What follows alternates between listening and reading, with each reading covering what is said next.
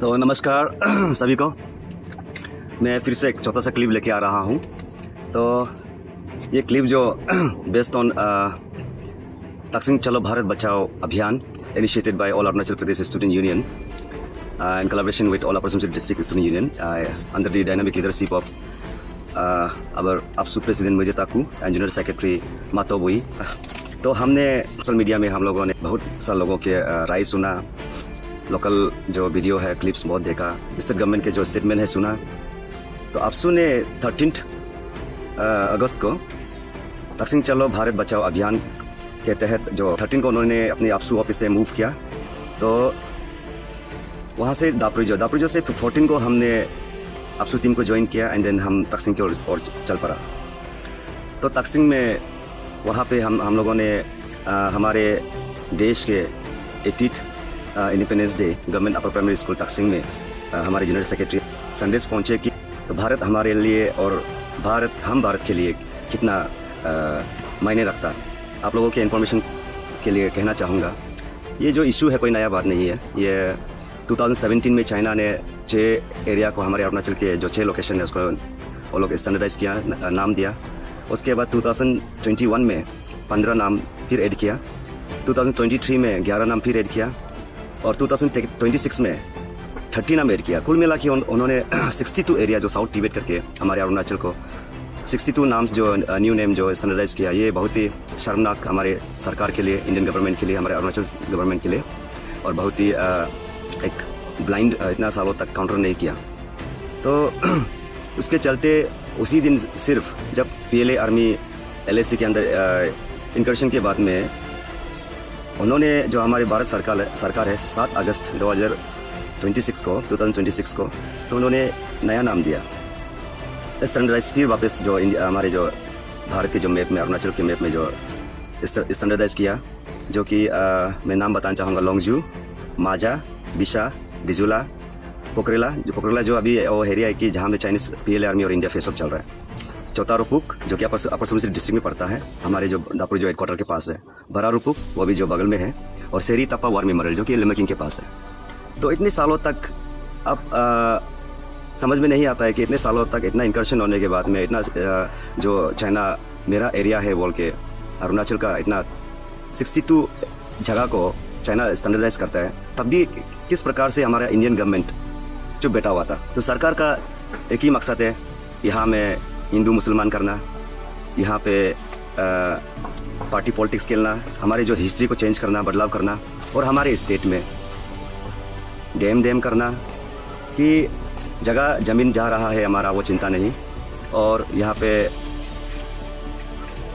समाज में जो एक दूसरे को पार्टी पॉलिटिक्स को लेके नफरत फैलाना, क्रिश्चियनिटी, इंडिजिनस का जो आपस का पॉलिटिक्स खेलवाना।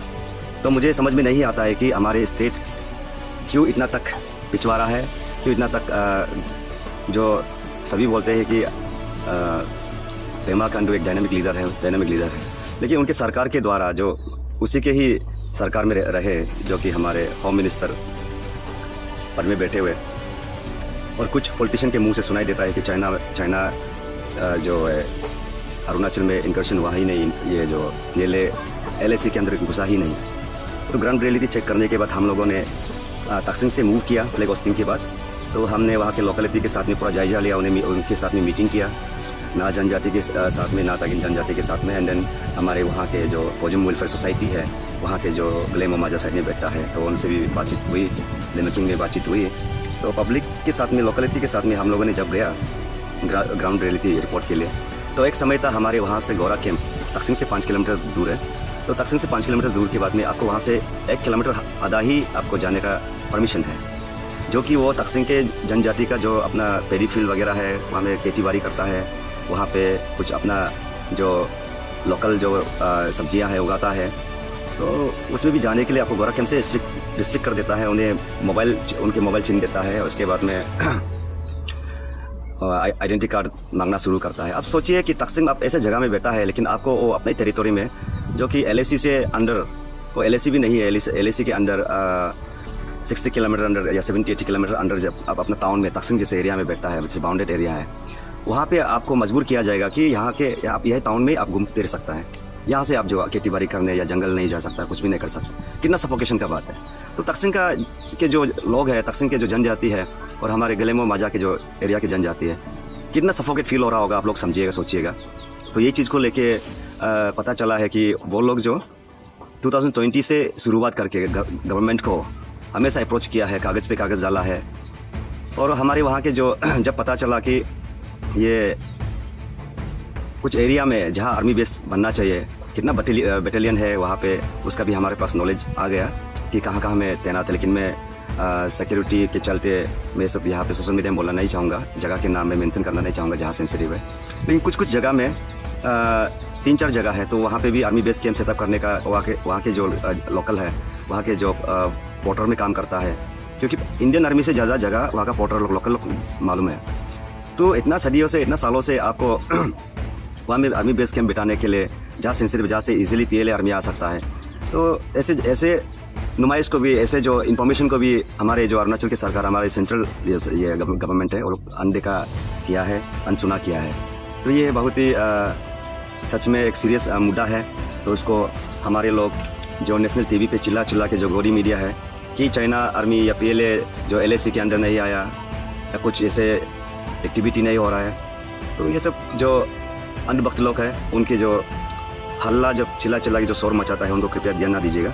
आपको कुछ इन्फॉर्मेशन चाहिए तो सीधा ग्राउंड रियलिटी रिपोर्ट चेक करने के तकसिंग एनी टाइम जा सकता है, वहाँ के लोकल से बात कर सकता है। अभी लोकलिटी का भी फ़ोन नंबर बहुत सारा शायद से में अकाउंट और में अपने जो है ये अकाउंट है, उसमें इशू को लेके चर्चा किया है, तो उनसे भी कांटेक्ट कर सकता है।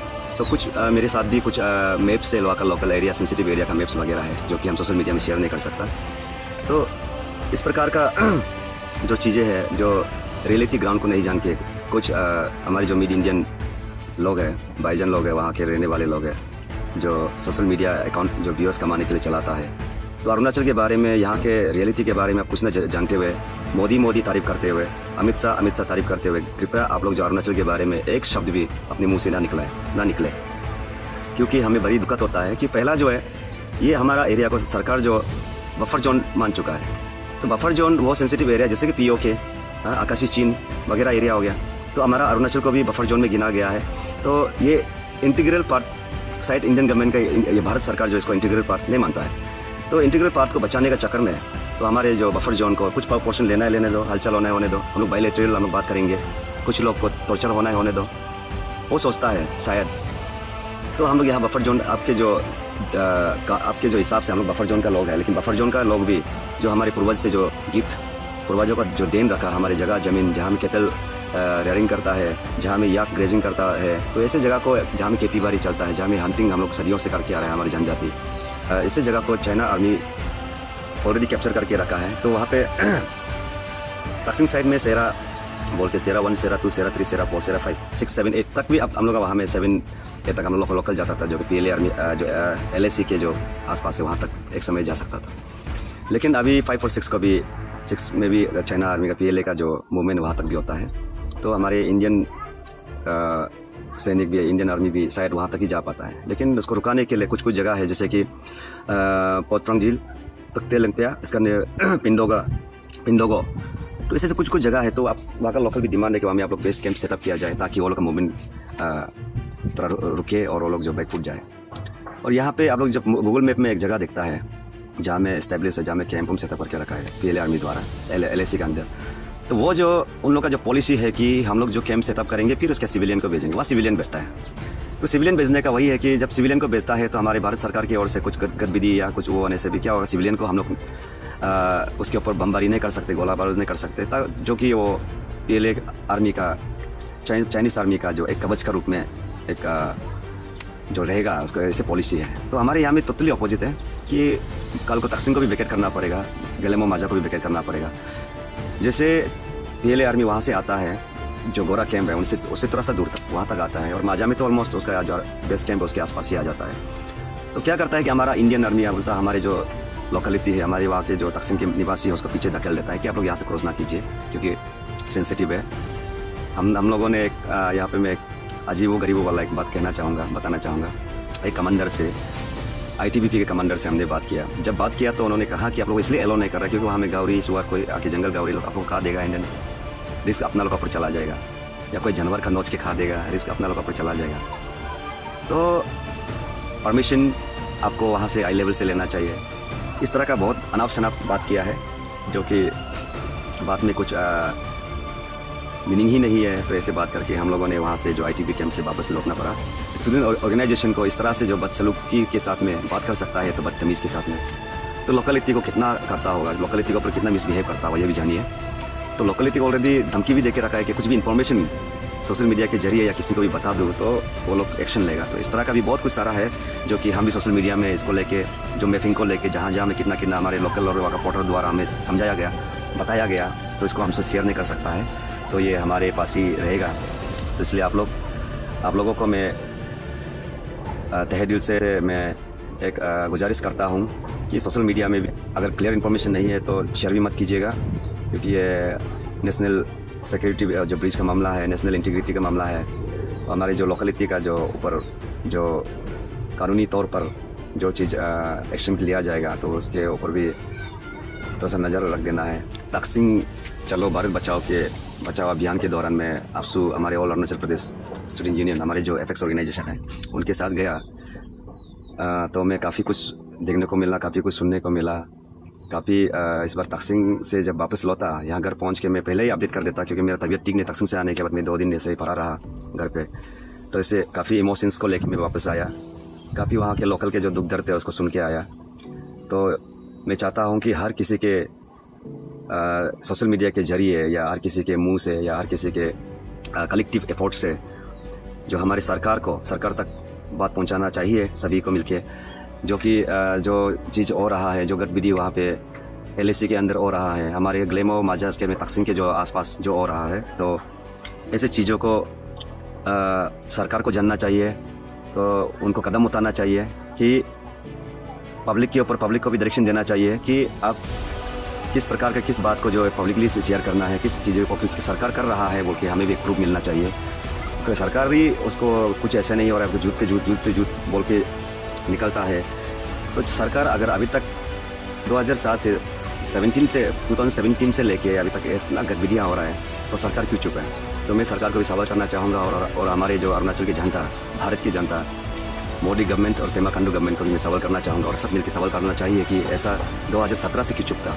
काफ़ी सेंसिटिव मुद्दा है, तो इसको जल्द से जल्द सरकार द्वारा इनिशिएट करना चाहिए। जो हमारे तकसीम, गेलेमो माजा और अपर सुबनसिरी, इंटर अपर सुबनसिरी और अरुणाचल की जो सोच है, जो दुख दर्द है, चिल्ला कर इतना दिनों से, इतने महीनों से चिल्ला रहा है, इसको सुन देना चाहिए सरकार को। मैं यही गुजारिश करूँगा। थैंक यू सो मच अम्बोनी। जय हिंद।